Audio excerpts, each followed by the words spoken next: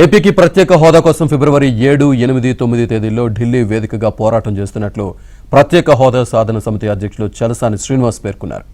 గాంధీ వర్ధంతి సందర్భంగా విజయవాడలో ఆత్మగౌరవం పేరుతో దీక్ష నిర్వహించారు. ఈ కార్యక్రమంలో సిపిఎం, సిపిఐ నేతలు పెద్ద ఎత్తున పాల్గొన్నారు. ఏపీకి ప్రత్యేక హోదా తీసుకువస్తానని చెప్పిన సీఎం జగన్ మోదీ కాళ్ల మీద పడ్డారని ఎద్దేవా చేశారు. హోదా కోసం ఏపీ ఎంపీలకు పార్లమెంటులో పోరాటం చేయాలని డిమాండ్ చేశారు. హోదా కోసం గల్లీ నుంచి ఢిల్లీ వరకు పోరాటం చేస్తామని హెచ్చరించారు. ఆంధ్రప్రదేశ్కి నయవంచన నమ్మక ద్రోహం కేంద్ర ప్రభుత్వం చేస్తుంటే నిలదీయలేని చేతకానితనంలో ఈ రాష్ట్ర ముఖ్యమంత్రి నిద్రపోతున్నారు. 5 ఏళ్ళు అయిపోయి వచ్చింది. అసలు సమాజంలో భాష ఏ భాష మాట్లాడుతున్నారో తెలీదు, ఏం పీక్కుంటారో ఆ భాషకు కూడా దిగజారిపోయారు. ఇవాళ ప్రజలు అడుగుతారు మీరు దీంట్లో ఏం చేశారని చెప్పి. ఒకటి చెప్తున్నాం, రాష్ట్ర వ్యాప్తంగా వాళ్ళ దీక్షలు సాగుతున్నాయి.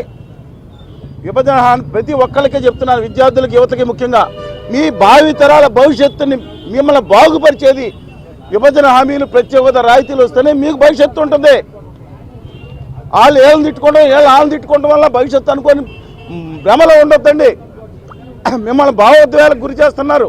మేము ఢిల్లీలో ధర్నా చేస్తే క్రితంసారి తెలుగుదేశం పార్టీ అలాగే వైకాపా పార్టీ వాళ్ళు వచ్చారు, శరద్ పవార్ గారి పార్టీ మద్దతు ఇచ్చింది.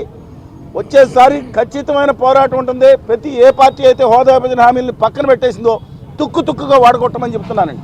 భారతదేశంలో ఏ రాజకీయ పార్టీ కూడా అంత గట్టిగా మాట్లాడలే. వెంకయ్యనాయుడు గారే 10 ఏళ్ల పాటు రాష్ట్రానికి ప్రత్యేక హోదా కావాలని చెప్పి ఆయన పదే చెప్పడం జరిగింది. కాబట్టి ఏమంటే ఇవాళ స్పష్టంగా చెప్తా ఉన్నాం, రాష్ట్రంలో ఉన్న అన్ని రాజకీయ పార్టీలు కూడా స్పందించాలి. నాకు అన్ని ఎంపీలు ఉంటే నేను సాధిస్తానన్న జగన్మోహన్ రెడ్డి గారు ఇవాళ 5 ఏళ్ళు కావస్తున్నా సరే మాట్లాడడం లేదు. కనీసం ఇప్పుడైనా మాట్లాడాలి. ఎన్నికలు వస్తున్న తరుణంలోనైనా వాస్తవాలు మాట్లాడండి. ఓట్ల కోసమైనా మాట్లాడమని కోరుతా ఉన్నా.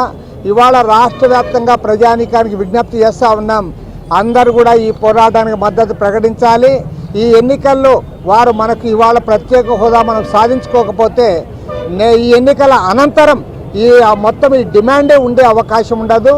కాబట్టి ప్రత్యేక హోదా కోసం, విభజన హామీల సాధన కోసం ఎవరైతే నిలబడతారో వారిని ఎన్నికల్లో కూడా ఆదరించాలని చెప్పి